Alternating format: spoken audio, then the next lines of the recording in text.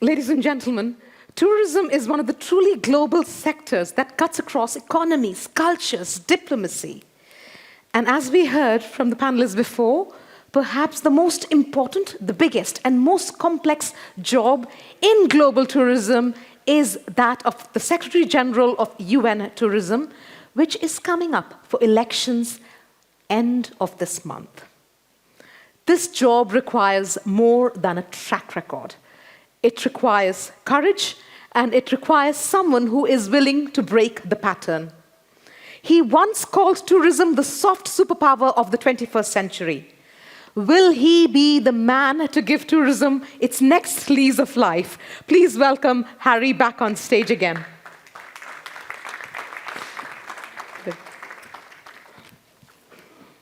Harry, welcome. Thank you. Most people would say you were head of the tax audit administration during the worst possible debt crisis for Greece. You rescued a country and an economy during the worst crisis known to tourism during the pandemic.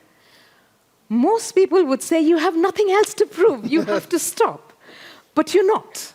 You're going after a bigger battleground, which is a lot more complex because not only do we have geopolitics, we have conflict, we have inequality, we have instability, and a whole host of problems.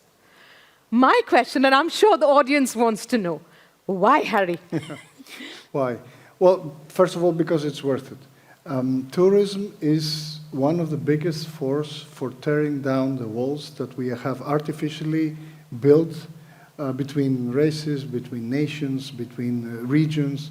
And I believe that if we support tourism, then we do not only allow countries to prosper, which they do, because there are limits to that, and we see how Europe, has to deal with those limits and deal with over-tourism and all those things.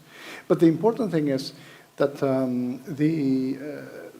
you come across, you come to a nation and you learn, its customs and its people and whatnot, and you cannot leave without being untouched. We had this discussion yesterday evening. There is a nascent, in Nigeria, nascent medical tourism. Yeah.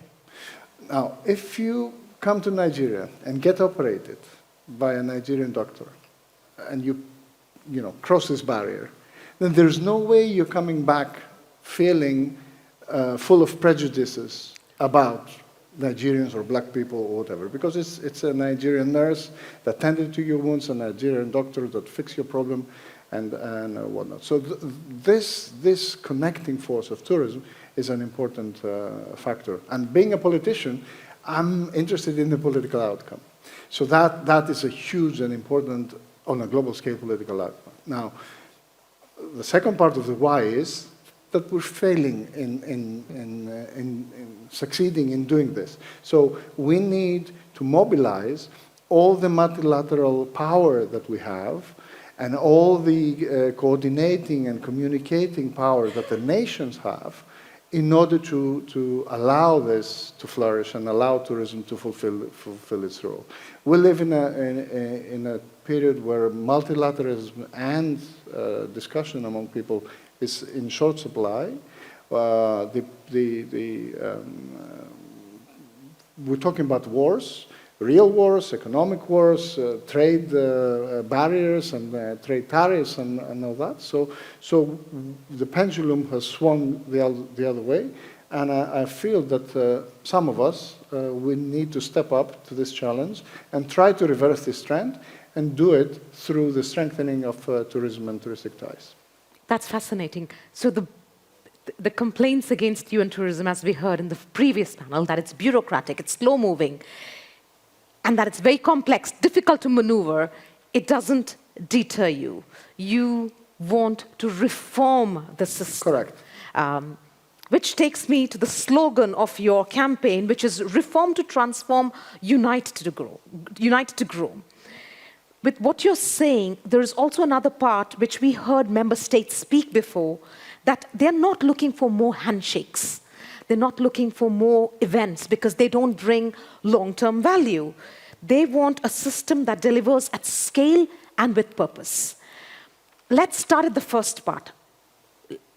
Perhaps 3 things where UN tourism is failing as we speak, and 3 things that would be your first priority as Secretary General. Sure. Well, I mean, those are sides of the same coin. So the failures have to be fixed, so they have to be priorities. The first is transparency. This organization is a bureaucracy-led organization, not a member state-led organization. So we need more transparency, we need KPIs, we need engagement from the member states to monitor those KPIs, and of course we need accountability, because that's the only way to build trust between the organization and the member states, who, I remind everyone, are the real owners of the organization. This organization is not there for having a Secretary General, it's there to ensure that Nigeria, Mozambique, Namibia, or South Africa, to name countries that have representatives here, but all the member states, all 160 countries, see value. So that's the first thing that I think it's missing. The second thing is we need to move away, you mentioned it, from event-driven policy making. I mean, this is an organization that does startup competitions, the best villages, small events about gastronomy or whatever, which are important. They serve their purpose. They need to be there. It's the marketing side of things, but they have diminishing returns. People forget about them about a month later. We need a partner that can help with the strategy building, the capacity building of the nations, the member states. We need a partner that will work with the other multilaterals to mobilize funding. We need a partner that will work with the private sector. We heard from the private sector in the previous panel, understanding its sensibilities, but mobilizing the private sector to support the development strategies of the member states. So that is something that we need to fix immediately and up the game of the organization. And the third thing is that this organization is not currently working closely with academia to provide data-based and fact-based policy advice on the member states. Just to give you an example, we're dealing now with the new economic era of the tariffs, ushered in this era of the Trump administration that has implemented those tariffs. Now, on the first level, those tariffs are aimed at products, not services. So they don't affect tourism in the first degree on a direct level. But indirectly, they're going to affect tourism, and they're going to affect tourism very, very strongly. Now, what do we see? We see this organization not talking to economists, not talking to the academic community, in order to assess short-term, medium-term, and long-term effects of the tariffs and how the countries need to prepare for what's coming next. And I believe that what's coming next in the next 6, 12, or 24 months is profound changes to tourism. Number one, the cost of tourism will increase. We'll see that the products that the enterprises buy in order to serve their clients are going to be more expensive. Number two, disposable income will decrease. Projections, the latest IMF projections were 0.5 percentage points less in terms of global growth.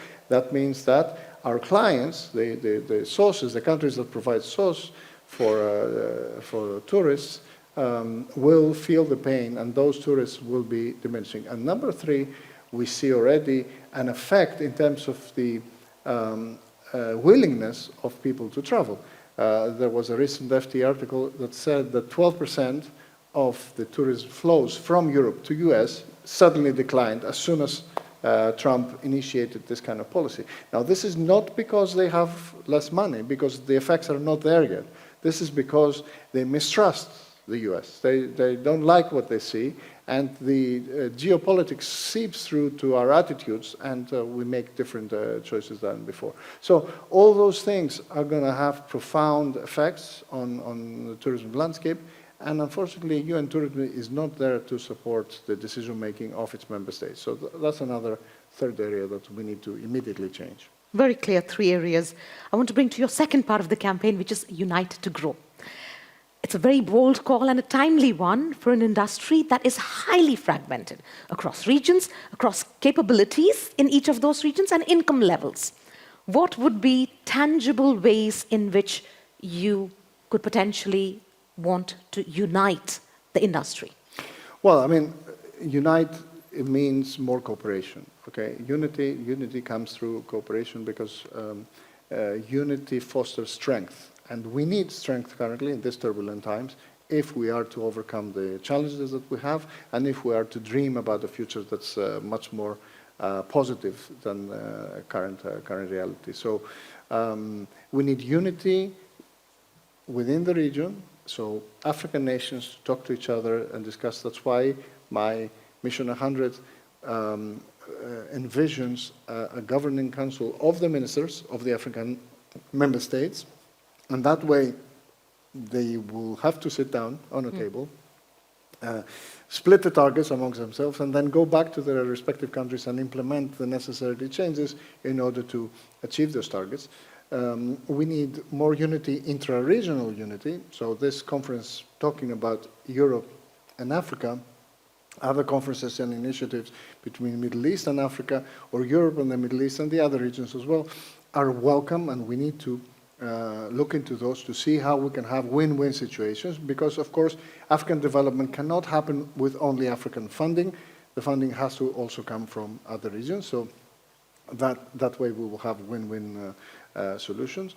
We need more cooperation between the multilateral institutions. There's a lot of funding for infrastructure in the African Development Bank, in the Middle Eastern Development Banks, in IFC, the World Bank, and so on and so forth. So we need to work together in that respect. We need to work together with IATA to sit down with the African nations, see how we can increase connectivity, and this has to be a very structured discussion, a very specific discussion that is to happen, but IATA can help us with expertise on what the African nations need to do, the boxes that need to tick if they are to attract more connectivity and more flights. So we need to work amongst ourselves. And finally, I think I mentioned already, we need to work with the private sector, because the private sector, of course, is the mobilizer of the end product. The investment in the private sector will actually mean that we have product to sell. So that's, of course, the final step. I'm going to drill a little deeper on this. To quote you, you said, if we fail to unlock Africa's tourism potential, we're not just failing a continent, we are failing the future of global tourism itself. Your Mission 100 plan places Africa at the center of your strategy. And you actually described Mission 100 not just as a plan, but as a movement, a bold continent-wide initiative to unlock Africa's full tourism potential and reposition it as a global tourism powerhouse. I know Rajan picked on it before, 100 million visitors, 100 billion of investment, 10 million new jobs, and 1 million upskilling. We have seen similar big plans in the Gulf, as an example. Everyone has a 2030 plan. Here's the question. What makes this one different? Yeah, you're right. I mean, the Gulf has, up to a point, the self-sufficiency, the funding, due to the oil revenue, to actually implement those plans. And we've seen, various levels of success. We've seen, but broadly speaking, successes in terms of their vision and how they implement it. But Africa needs more help. So especially for Africa, the role of an agency like UN Tourism is crucial to ensure that it overcomes the initial barriers. There's always friction, which is stronger in the beginning. I'm very much certain that as soon as we mobilize those plans, then the movement friction, instead of the static friction, will be much less, and we'll be able to take off more smoothly. But in the meantime, we need to focus on those specific things. That's why I'm not just putting the KPIs there, the targets. I'm going one level down and say, okay, what are the pillars? There's a pillar of connectivity, there's a pillar of education, there's a pillar of attracting investment and the investment laws and stuff. And of course, there's the pillar of governance, which caps the whole thing and ensures there's buy-in from the African nations. And having a multilateral institution coordinate that will also give the required stability and the required underwriting vis-a-vis the international community that this is a plan that will be implemented, because it's not a plan that depends on the mood of the specific minister or the specific DG or whatever. And if the minister changes, then we'll have the plan, also change. I think us coming in, UN Tourism coming in and underwriting the plan, then that plan, we can provide reasonable trust in the international community that it will be implemented. Fantastic. So it's talking about effectively delivering and rebuilding trust, not with speeches, but with systems that work and deliver on the ground. Sure. I want to pick up on something that R.A. said in the beginning. Africa is not a country. It is 54 sovereign nations. How do you ensure Mission 100 is not just going to focus on the usual hubs, like let's say South Africa, Kenya, but go into the smaller countries that perhaps most need the help? Sure. Well, first of all, we will offer to all our member states the chance to come in and join and be part of this bold initiative. So they need to be part of the movement. And of course, I cannot speak on behalf of the governments. The strategic priorities, whether tourism is one of them or not, is part of their decision-making process. And also there are countries that are undergoing through violent transformations or whatever, even infighting and many specific situations that might not allow them to prioritize this kind of logic. But for the countries that are interested, have the political stability, the minimum political stability to allow this, for them to be active, and for the countries that prioritize this as a priority, I can guarantee that we'll be there for them to provide the support that's needed for them to play their part, the specific part in the role. It's obvious that more developed tourist countries like Morocco, for example, can more easily move to the next level and be a big part of this plan. But of course, there's room for every country to develop itself, moving up in the maturity model, depending on where they are in that kind of model. Great. Harry, you've just come back from your Africa travels. You're the only candidate who actually was on the ground, not on the pretext of an event, but campaigning on the ground, listening to the member states. Are there things that you learned, which really changed your mindset? Or number two, that reinforced your thinking that you really need to focus on Africa? Well, number one is, I've mentioned this in the morning, I was pleasantly surprised. I was prejudiced. I came to Africa with my own set of prejudices. I was pleasantly surprised with the level of professionalism of the African governments. I saw governments that are very much with young people, technocrats, and focus on results, and also presidents saying, if I don't see results, you'll change. In 6 months, in 1 year, we'll have changes in the government if I don't see results. So this is something that you expect from more mature countries, but actually, many times I don't see this in Europe.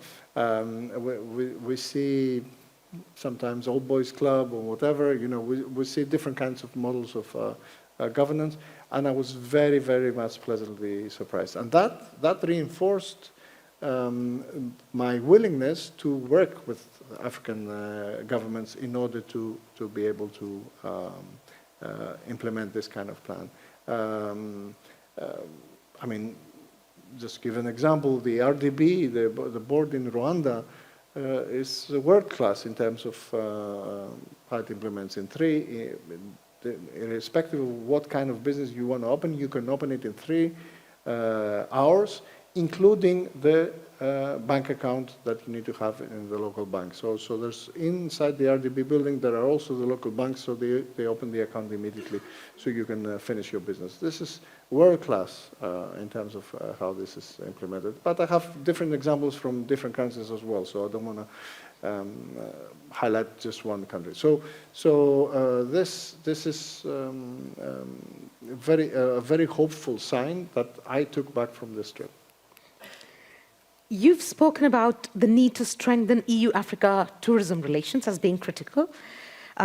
Again, to quote you, you said, Europe is Africa's largest tourism source market, and it remains the largest holder of foreign direct investment stock on the continent.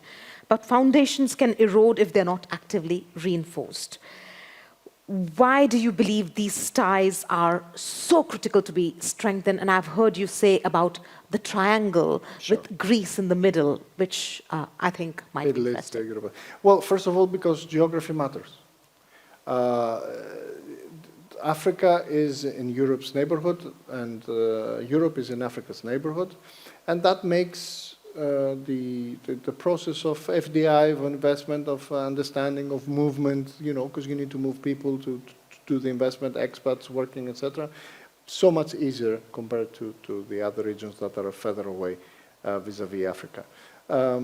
So that's an important part. Also, for good or bad reasons, the relationship between Europe and Africa is a long-standing one. So UNCTAD mentions that UK and Germany and other European nations hold between 50 and 60 billion worth of stock of FDI in Africa. This is a strong base to begin with, and of course to expand later on. But at the same time, I firmly believe, and this is another thing that I got back from my recent African tour, I firmly believe that Africa also has a lot of potential and ability. I mean, Nigeria has oil revenue, so it has a lot of funding that's available. Perhaps it's not funding that's missing, it's the know-how or the strategic viewpoint. So there is also a lot of untapped potential within Africa that can help it, develop its touristic sector in a professional manner. I think we've got about 5 minutes left, and I want to make use of the informality of this fireside chat, Harry, and move beyond the vision and do a rapid fire. 10 points, 5 minutes overall. No long speeches, but what would you do to tackle, or your first reaction to what I state? Okay.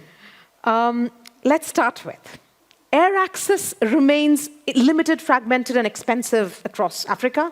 Connectivity. Yeah. Well, connectivity, we need to work, as I said before, with the multilaterals, especially IATA, but with the airlines as well. Connectivity is a very structured decision-making process. The airlines have made it, it's very structured for them. So we need to work to understand exactly with experts, like we did in Greece during COVID, and I went to all the American airlines, for example, and we reached 9 flights per day back then in my time. And also see what kind of synergies we can create. If in South Africa, in Mozambique, or the coastal nations, we develop the cruise industry and the cruise routes, then that automatically brings in connections from nations that have a lot of source tourism, like the US. So we can do many things together to support the African nations in the quest to connect the destination. Great. Africa's global brand, because it's still largely seen through outdated, narrow, or negative global narratives. Well, I mean, we need to activate all forms of marketing, word-of-mouth marketing, jungle marketing, of course, branding and consistent branding strategies. And also, we need to look on the expertise of, we have GNTO here, our Greek National Tourism Board, that has expertise since 1929, developing Greece's brand. We need to help the African nations adopt a more long-term marketing policy and marketing plan, because by being consistent for a longer period, they can develop their, remove prejudices, etc., develop their brand in a coherent fashion. Tourism workforce and skills gap, because there's a talent gap in hospitality, digital skills, and of course, tourism leadership as well. Well, the biggest form of cooperation I can see. I see nations with huge youth pool, mainly in Africa, and I see many nations with developed the destinations and industries, etc., with a huge gap in finding the right personnel. Now, it's not easy to ensure that this is a win-win gap, but I mentioned before a few ideas on how we can implement that through careful use of expansion of the educational opportunities and through the ability to also gain international experience through visa schemes, etc., that can help the young population after they get solid educational grounding to get also international experience. That way we can have a win-win-win situation where businesses, governments, and the employees, the people, the young population can all win. Intra-African tourism. 1.4 billion people in the world, and they don't travel enough domestically in the continent. Yes, we have the fastest rising middle class in Africa. We need to break down barriers. There should be less prejudice, if you like, but at the same time, sometimes neighbors are not the best people to speak to each other. We have our own sets of differences, for example, with Turkey, so it's not always the neighborhood relationship is not always the best. So we need to tear down those barriers. We need to convince the Africans to travel within Africa. And if we serve their needs, I'm sure that it's going to be easier to serve the needs of the international, outside Africa visitors. Climate vulnerability and data gaps, resilience in terms of data. We need a lot more data. We need to help the countries generate data and generating in a consistent fashion. I think Abi mentioned that about Nigeria, that it needs a lot of data to be able to understand, the state of its touristic sector, the state of the workforce, and all that. So this is actually one of the things that UN Tourism has a central role, should have a central role. That's why, as well, I proposed a data center, joint data center between Jamaica's Resilience Center and UN Tourism, in order to ensure that we have the data to inform resilience policy making, both in terms of before the accidents happen, the calamities happen, so that we can assess the danger, the risk, or whatever, and also, of course, after the events, where we need to assess the different policy responses to see which ones work and which don't, and then inform our member states. Fascinating, thank you. Symbolism matters in leadership. What would be something that you would do as soon as you become Secretary General, which will show the world the kind of leadership that you intend to bring? Well, I think what we need, what I want to do is, like, number one is to create a core of experts, of people collaborating with the organization, so that we tap into the pool of talent that currently is just freshly in retirement from a ministry of a developed country, like from Ministry of Tourism of France, just to give you an example. That a talent that can be immediately deployed to missions on other nations that require help and support. So we need to not just take the best practices in a white paper fashion, but actually take people that have implemented those things and get this expertise. So that's one thing. Or for Africa, I propose a wisdom council. So we need the ex-ministers or the people that have gone through this process, and usually they disappear and all this knowledge goes away. We need to put them into a wisdom council to see how we can pick their brains in terms of the next steps and what we should be doing in order to shape the tourism. And of course, we need to look inward in the organization, audit it, assess its current state, and ensure that it's accountable to its member states. Paul is eyeballing me. I think we are end of time. Harry, I want to give you the last words of wisdom. If you had to leave the audience with one final message, either as a candidate or as a leader in a moment of global transition, what would it be? Well, global transitions are challenging times, so we need leadership. But at the same time, they're hopeful times, because those are the times where the mistakes of the past, mistakes that sometimes they're frozen, they're inside the cement and they cannot be changed easily. During the times of upheaval and the times of crisis, we have the chance to undo them and fix them. So I think if we all come together, of course under the right leadership, then we can do many, many good things together. And Africa can develop itself, avoiding the mistakes that other regions have had. But then also the developed regions can come and rethink all the cemented notions and see how we can change. So I think this is an excellent time to be in the tourism industry. He's clearly up for the challenge, ladies and gentlemen. Thank you very, very much. Thank you. Thank you.